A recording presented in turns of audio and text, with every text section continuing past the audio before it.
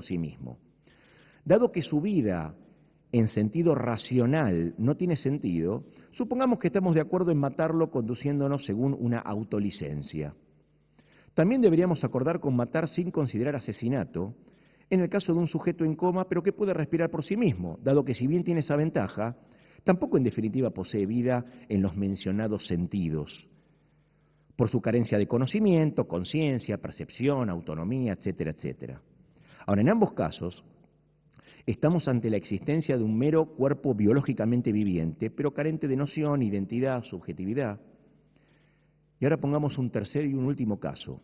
Un ser humano adulto que sin estar en coma ha perdido por completo la inteligencia, no siendo más que una criatura funcional desde lo biológico, pero carente de razón como la diferencia específica y constitutiva de lo humano.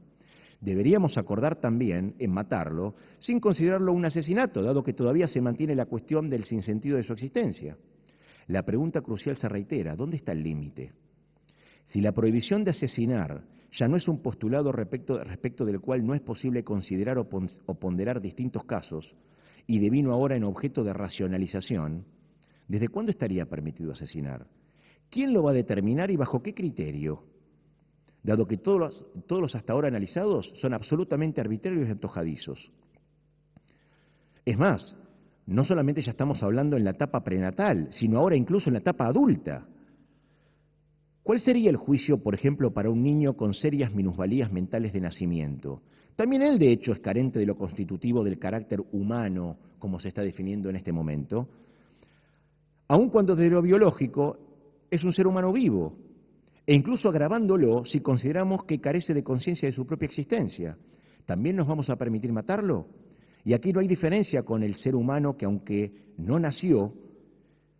tampoco tiene actualizados aquellos elementos constitutivos del carácter humano u otras variables mencionadas, pero a diferencia de los casos anteriores, este feto sí tiene el potencial de actualizarlos, conforme avance las etapas de su natural y necesario desarrollo, cosa que no puede predicarse de hecho de los anteriores, llegando a la conclusión absolutamente racional por la cual habría mayor derecho y racionalidad a matar a un niño minusválido mental que al feto. Nuevamente surge a la luz la conclusión por la cual estos criterios de selección arbitraria del estado fenotípico fisiológico para definir el comienzo de la vida y el permiso para asesinar nos lleva a conclusiones absurdas, o al menos conclusiones que ni siquiera los propios que defienden aquellas premisas estarían de acuerdo. Huelga decir que el mismo Adolf Hitler, bajo el mismo criterio que se está exponiendo él defendiendo el aborto arbitrario, mató a 70.000 enfermos mentales, no necesariamente judíos, sino arios puros, por considerarlos vidas sin cuantía, vidas que no valen la pena.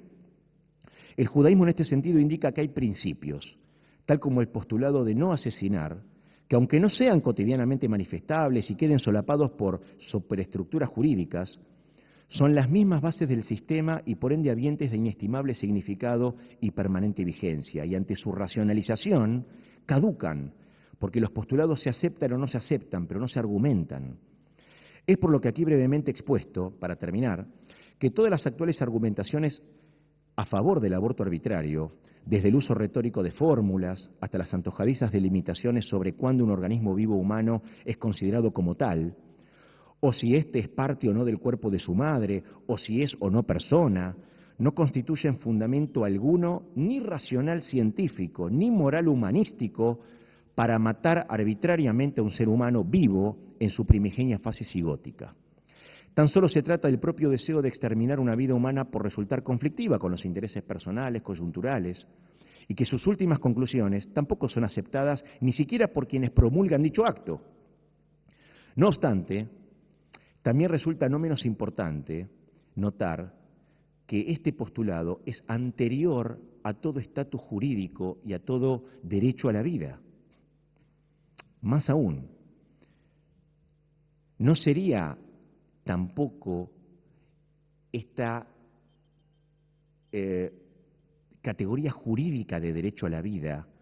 la más efectiva, si bien por supuesto que ayuda, tampoco sería la más efectiva de las formas a favor de quienes indefensos mueren siendo asesinados por utilidad, beneficio o satisfacción de necesidades o deseos de otros, dado que además del error de categoría mencionado, no solo se racionalizaría el asesinato de humanos, sino incluso en el mejor de los casos se estaría también otorgando la posibilidad por las mismas vías de derogar aquel supuesto derecho a la vida, dado que, como sabemos, hoy el derecho sobre algo comporta básicamente el triunfo en el juego legal, contextual, relativo y también por ende cambiante. Y a sabiendas que ningún derecho por sí mismo actualiza su cumplimiento, sino más bien induce al reconocimiento de necesidades, por supuesto, pero sin ningún principio de obligación, corroborándolo en el derecho a la educación, seguridad y sanidad de los ciudadanos cuando se lo contrasta con lo que acontece en la realidad cotidiana, o los derechos del niño a la educación, nutrición, protección y salud, entre muchos otros insatisfechos al observar deserción escolar, analfabetismo, mortandad por desnutrición, inseguridad, en fin, muchas otras características que se ven hoy en los estratos sociales más bajos y menesterosos. El problema se agravaría aún más, dado que quien debe velar y proclamar por el cumplimiento de dicho supuesto derecho a la vida ni siquiera posee el poder para ello, dejándolo en exclusivas manos de terceros. El sentido de lo expuesto es que la prohibición de quitar una vida humana mediante el aborto arbitrario es absoluta y tiene que considerarse como una política de Estado, sin ser susceptible de ser medida en plazos u otras dimensiones determinando su alcance, y no hay un criterio o escala en virtud de la cual sea posible reducir o sustraer ni un solo momento de la vida de un ser humano que comienza desde la concepción hasta su muerte natural por ancianidad. En conclusión, si se acepta el postulado de no asesinarás, este recae sobre toda vida humana, desde su concepción y hasta su último aliento, y si racionalizamos dicha prohibición, simplemente se legalizará el asesinato durante un periodo de vida de un ser humano. Para concluir, uno y solo un caso en el judaísmo es donde se explicita desde su ley oral el deber de practicar un aborto, y este es aquel donde el feto hace peligrar la vida de su madre y que necesariamente, sin que haya ninguna otra opción, se deba elegir entre una u otra. La resolución es que siempre y cuando el feto no haya nacido, dada la bíblica ley aplicada a quien pone en peligro la vida de su prójimo, se prioriza en dicho caso la vida de la madre. Esta investigación también trata respecto de diversos casos de malformaciones, síndromes degenerativos, enfermedades terminales u otras desgraciadas circunstancias donde el feto morirá indefectiblemente o pone en grave riesgo la salud de su madre, u otras similares en su tenor, situaciones que en hebreo se tipifican como tzorech gadol, que quiere decir gran necesidad, situaciones límite, donde ante el estudio particular de cada caso, estaría en estos casos permitido abortar. No obstante, estos casos mencionados son hoy, gracias a Dios, detectables y mayormente evitables, dado los avances de la tecnología médica actual. Y de hecho resultan insignificantes frente a los 46 millones de abortos anuales que se practican hoy en el mundo, cifra que de hecho es la más optimista, y cuyo porcentaje mayoritario se debe exclusivamente a embarazos simplemente no deseados, conflictivos respecto de los intereses personales, familiares o sociales.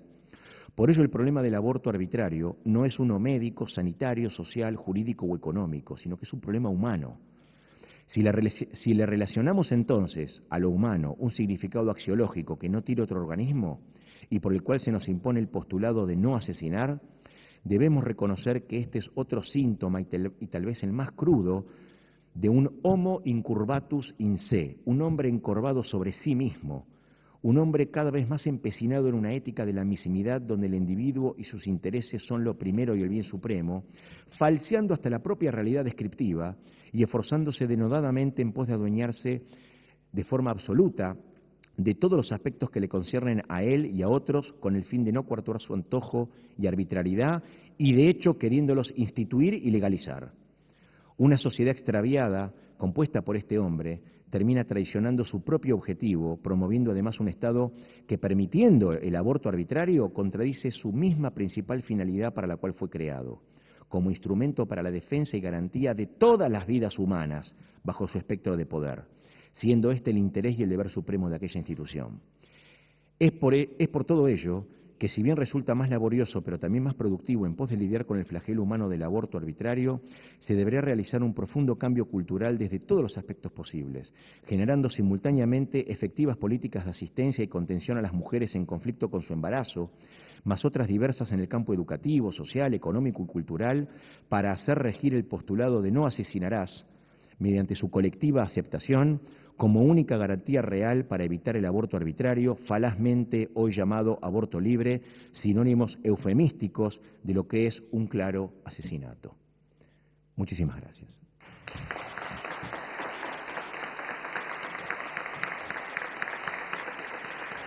Muchas gracias.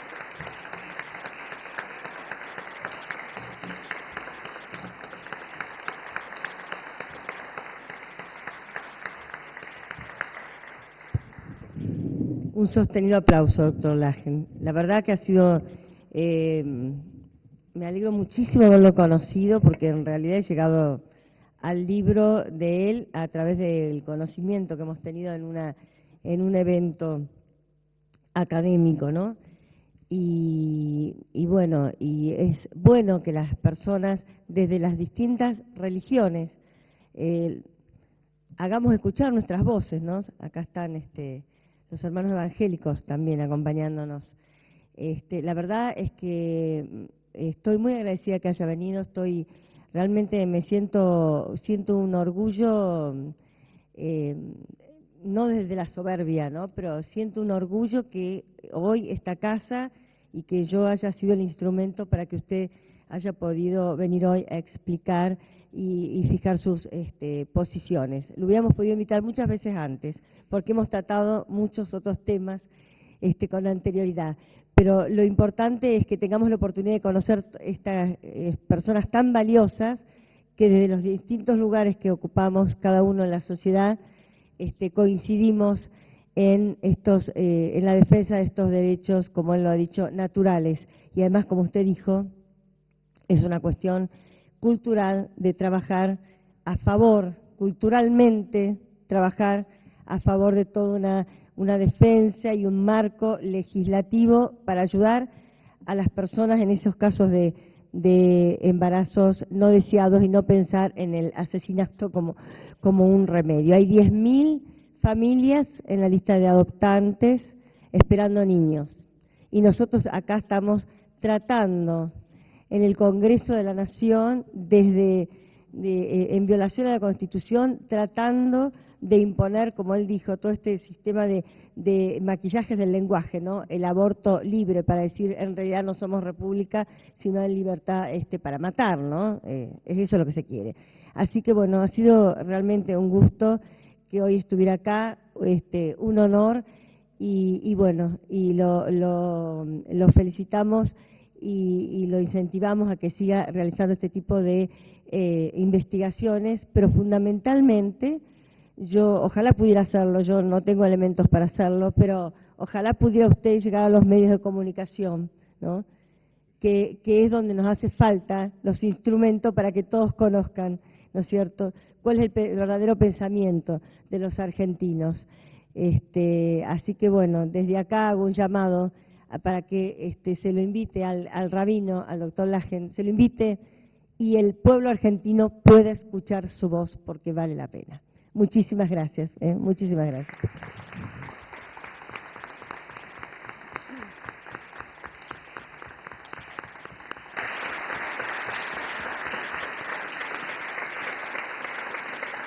Agradeciéndoles la presencia, damos por terminado el acto de presentación del libro del doctor Lagen por la senadora Liliana Negre de Alonso en el Honorable Senado de la Nación. Muchas gracias.